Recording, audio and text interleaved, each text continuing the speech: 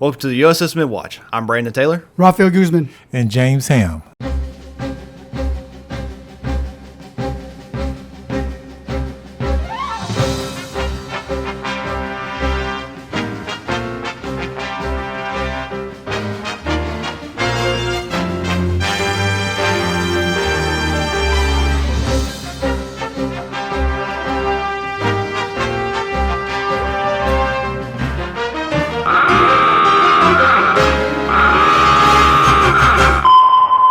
So when did you join the military?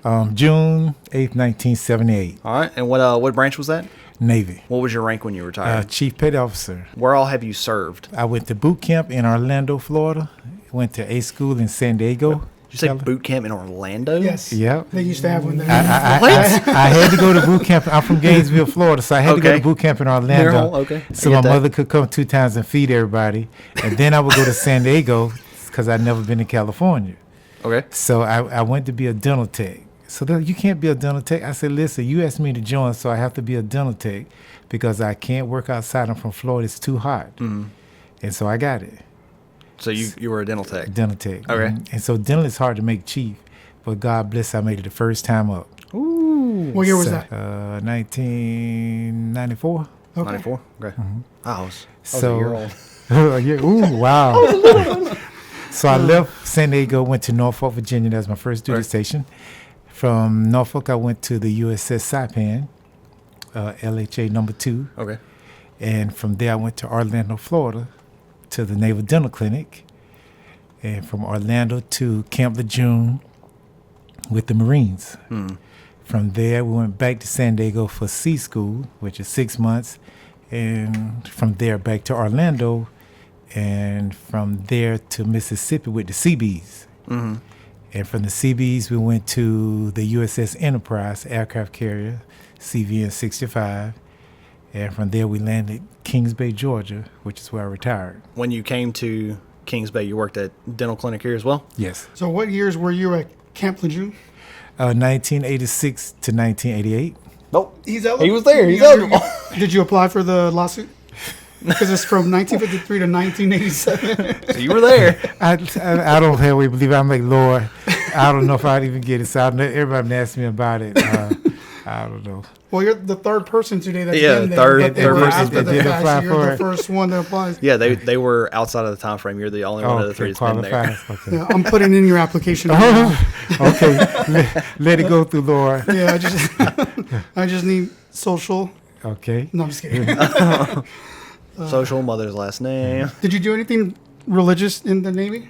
Yes, I was a religious petty officer. Okay. But the reason I didn't become a religious specialist is because I could do more spiritual work in dental, because everybody had to come to dental. Everybody had to come twice a year to get their teeth cleaned and get a dental exam. So that was my way to do mission field. So I invited people to church. Oh, that's smart. So one Sunday I had Smart 55 people choice. come to church. I said, I need 8 cars to the Navy base. And they picked all those guys up for church. And the funny thing is, most of them is in church and preachers now. Oh, man. So my friend, Brother Aaron, he met 2 of them Friday. We got ordained as deacons 38 years ago. And they've been pastoring 30 years, and I've been pastoring going on 26. Ooh. So God's been good. The Navy, I guess, is where I really had to see that God had a plan, because I was like, I'm just little old me. I guess I was the Jim Neighbors of the Navy. So my name is, they've been calling me Billy Graham of the Navy. But it was a blast for me to witness and tell people about Christ. And just to see over the years how people have stayed in touch, and you know, because the Navy, we tight anyway. If somebody die, you know, we get there.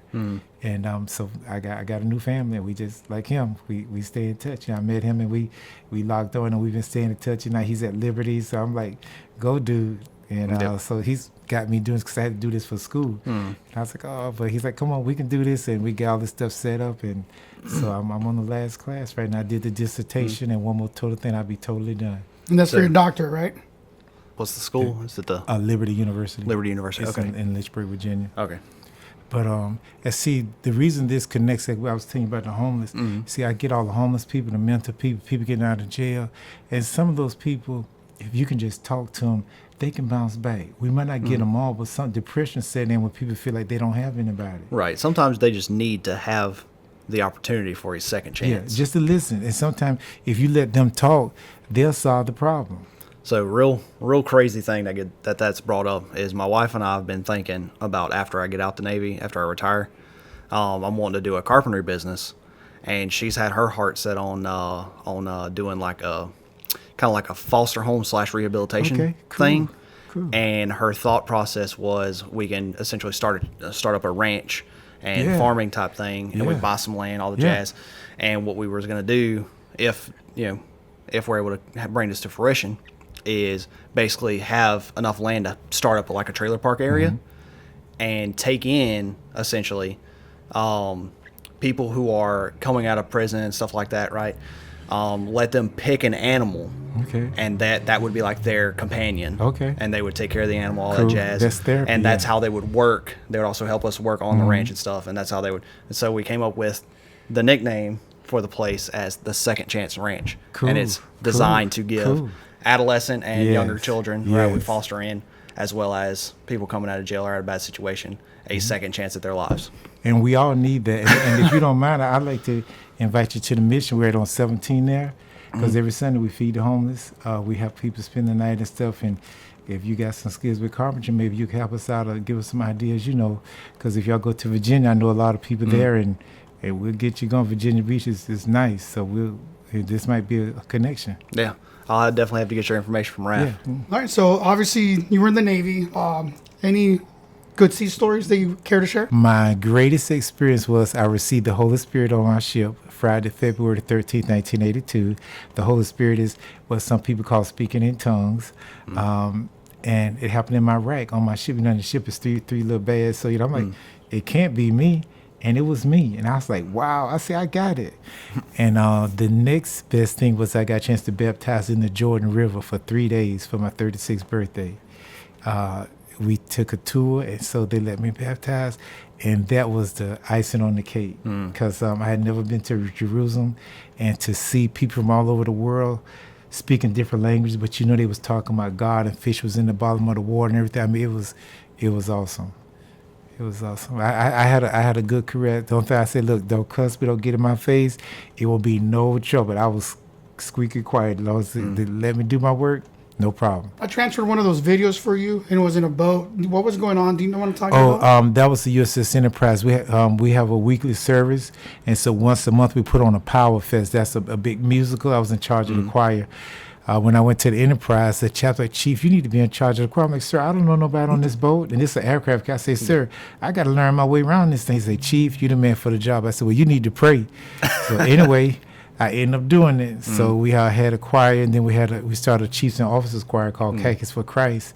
And like I said, we made a video. And so hopefully I can get some more of those made to some DVDs to give to the guys, and maybe put that on the website. Because there was a lot of people in that one. Oh yeah, it wasn't just like 5 people. It was like a concert. Everything, bro. Yes, sir. They got a whole choir on there. We had almost 80 people. Would y'all go around the boat and carol through like the different department areas? Sometime, yeah. And we always try to find a place to do like civic action work. Like if we pull into port, we'll go to a nursing home or a orphanage, and do work. Always find work for us to do like that. But like I said, the Navy was a blast. Like, as long as I can go to church, you won't have no problem. I could work all day. Just at nighttime, I got to go to church. Yeah. And it worked out fine for me. And hear what you want to do. Now, my heart is excited. So this give me strength to keep on going. So I told him he's supposed to be the deacon. He's supposed to say, Pastor Hale, I told him he's the deacon. He's like, man, you crazy. So I know you do a lot of community outreach in this town, and you're very well known because every time I add a new friend on Facebook, you're the old person that's also knows this person, and you always show up. Mutual friend is this guy. Yeah, it's always him. So I guess my question is, we just had the sheriffs here before you having a healthy debate about the next election. If they were still here, what would you tell them the best thing to do when they're elected to help out the town? To get out and meet the people. Right now, a lot of people are concerned. Our law enforcement been on the news a lot as far as things happening at the jail. My undergrad is in criminal justice. So they told me in criminal, you have to get out and shake the people and get out your car and go talk to the people. And I think it's needed more now than ever because there's so much happening, everything, you can record it. So people may have bad feelings, but they don't know why. They got to get the facts. I talk to the sheriff all the time. I go there to the jail, and their hands are tied. I mean, it's so much going on so fast. I mean, like we just had a lady got pulled over. She didn't have no driver's license, and our county was gracious to help her out, you know, to try to get, see, Camden County does a lot to help these people that nobody noticed. You know, people say, look, here's $50, here go $100, just get some gas, get a bus ticket or whatever, you know. So I would definitely say get out, ask the people what they need. I think right now, everybody's just too busy. We moving too fast. You know, like I say, him and I, we don't get to talk often, but we say, hey, how, you know, to me, maybe because of my age, my generation, I'm from the South. I'm like, hey, how you do? Where you from? Who you want? To me, that's important. The young people, like, they want to text. You know, I need to say, hey, how you doing? Look at me. Like, old people say, show eyes. But they need to get out because not just with our local elections, but presidential, it's a lot going on. It's a lot of bad press going on. So I said, get out and prove that you're not who they say you are. Because we got good people here, and I want things to be good. This is why I retired here. It was a good place to raise our children.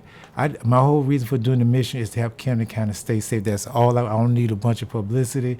I don't need a pat on the back.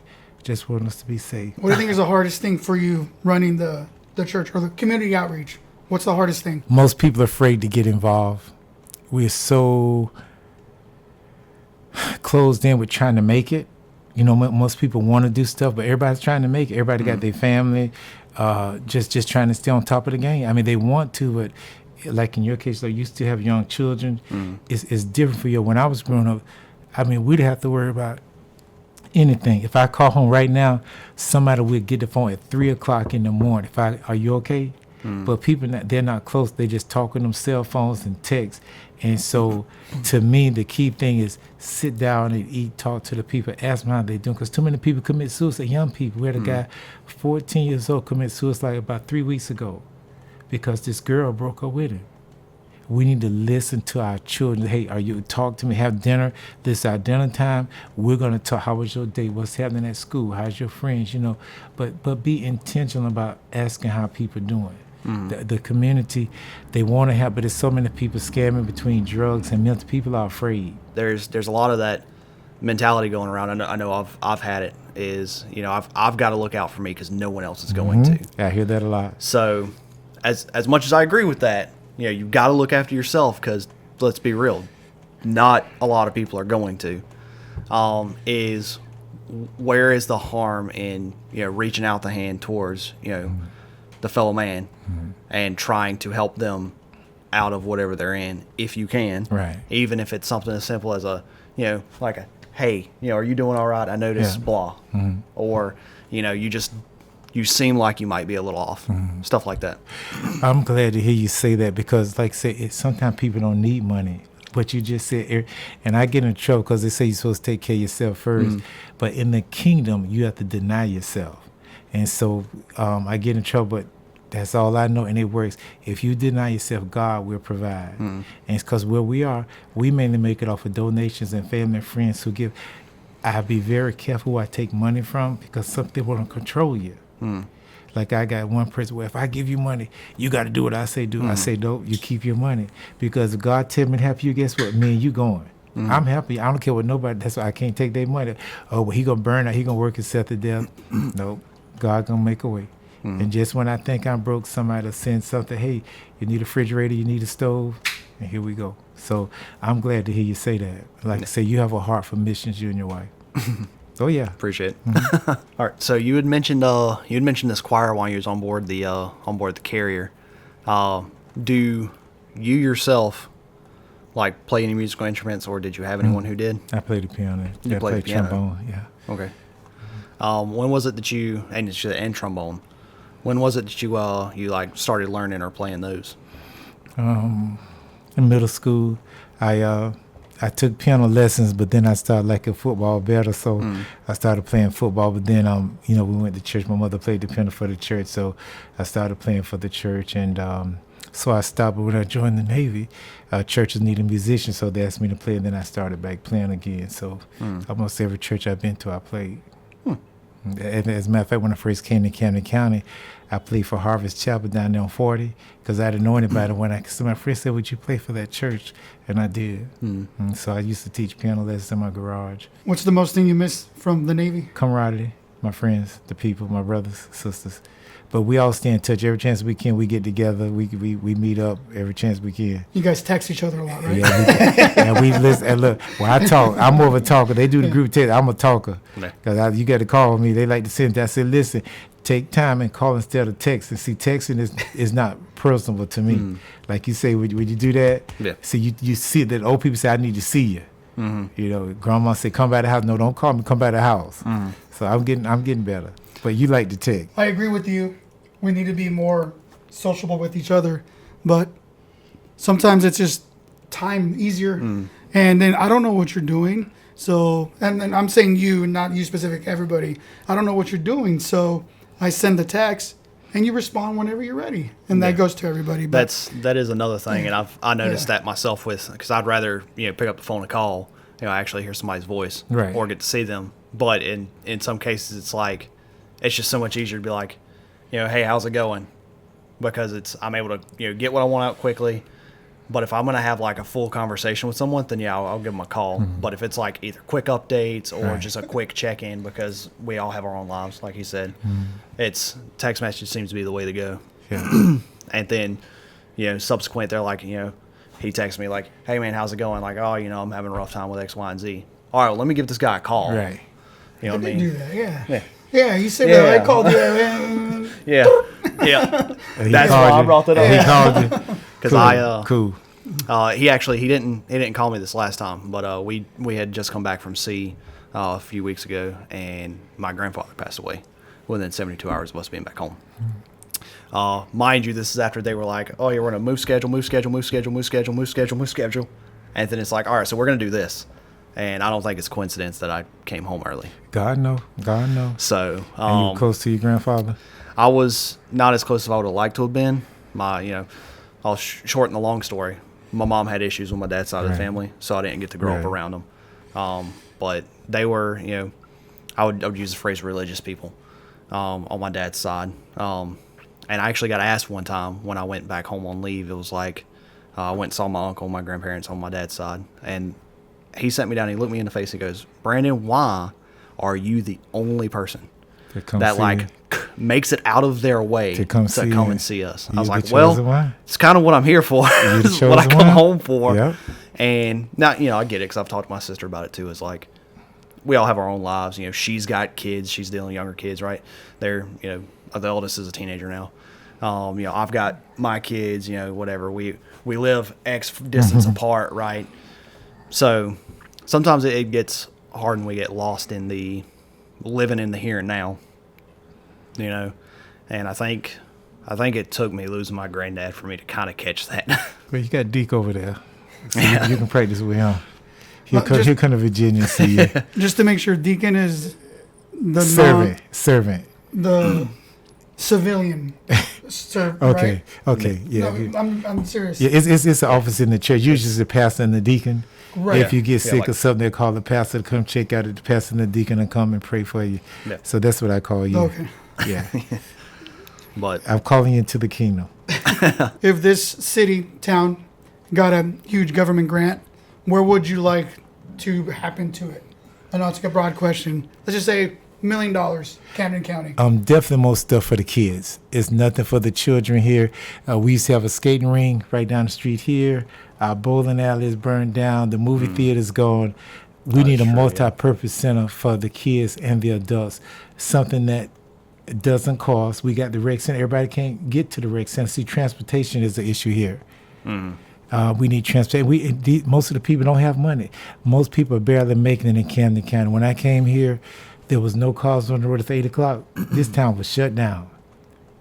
It was cheap here. I mean, this was a gold mine. This was a secret. But now, $400,000, $500,000 houses. I mean, you can't afford to stay. We like Jacksonville. Ma'am.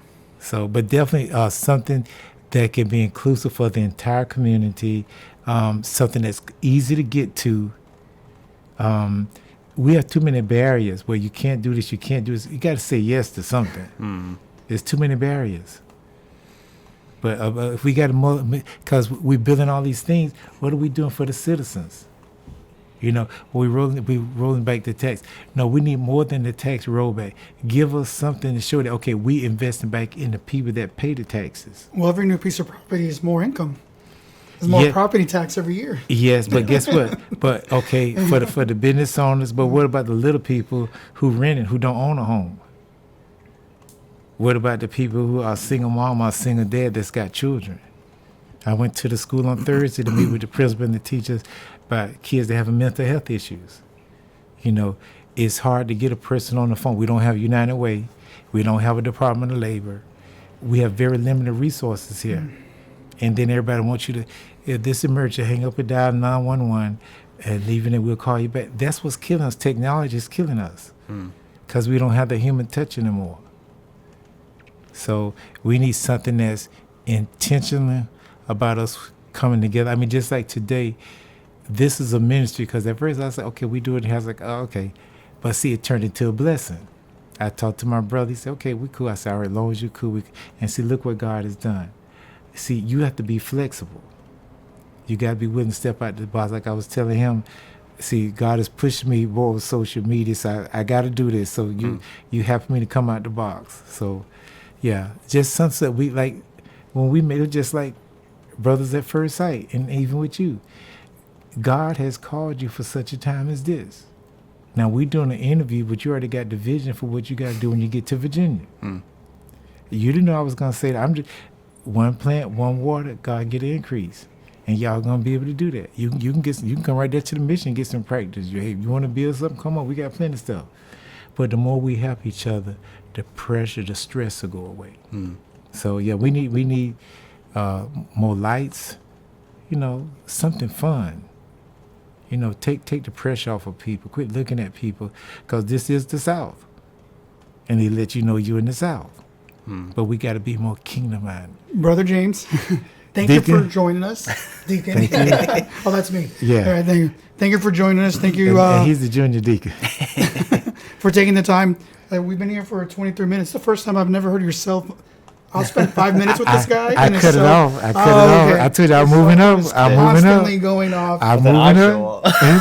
I'm moving up. 24 minutes, never heard your cell phone. Thank you for spending the time. I cut it off, yes. I'm curious to see how many phone calls you miss. But in all seriousness, thank you for joining us. My pleasure. And it looks like you're eligible for Camp Lejeune lawsuit. I put information. Everybody been telling me about that, Lord.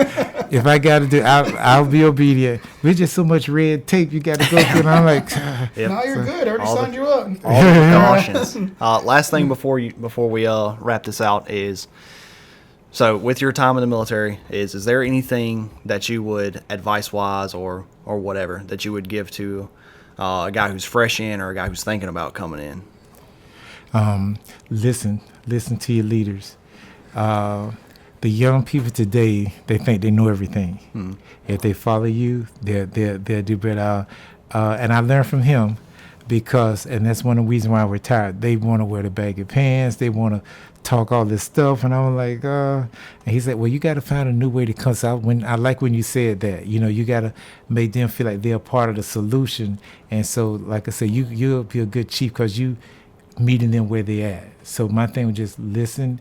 When I was in the Navy, when it was time to graduate from boot camp, the man didn't know my name. I learned if you do what you're told to do, you're on time, they won't know you. So I was quiet as a church mouse. So I would say listen, and for the leaders, because they got so many privileges now.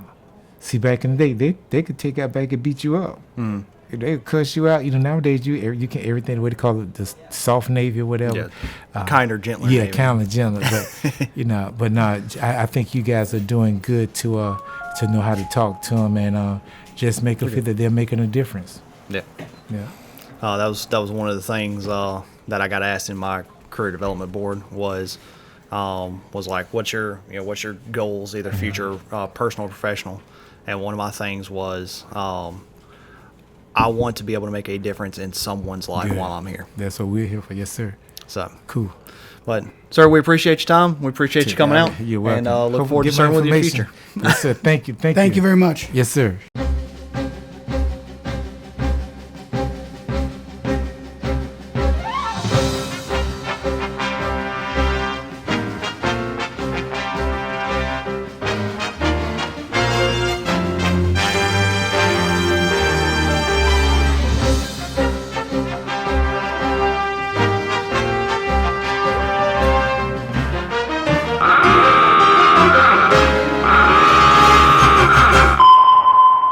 In the era of digital media, VHS tapes might seem like relics of the past, but for many, these magnetic tapes hold cherished memories and a slice of history. Whether it's a family vacation from the 90s or a classic home video, the question of how long VHS tapes last is crucial for anyone looking to preserve these memories. The general consensus among experts is that a VHS tape can last anywhere from 10 to 30 years.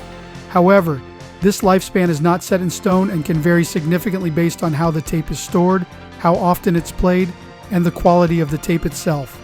Some tapes, particularly those stored under ideal conditions, may last even longer, while others could degrade much sooner. Given the finite lifespan of VHS tapes, one of the best ways to preserve your content is to digitize it. This process involves transferring the video from the VHS tape to a digital format, such as a DVD or MP4 file. Not only does this safeguard against physical degradation, but it also makes it easier to share and enjoy your content in the digital age. At AmericanVHSTransfers.com, we can transfer all your VHS tapes as well as 8mm films and any other older format. Now with 2 locations in Kingsland, Georgia and Goose Creek, South Carolina.